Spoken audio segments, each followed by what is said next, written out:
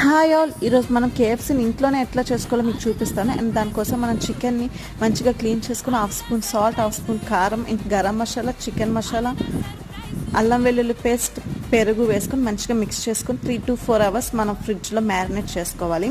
And ఈ spices అని మీ spice level తగ్గట్టు వేసుకోవడమే, మెజర్మెంట్స్ ఏమి ఉండదు.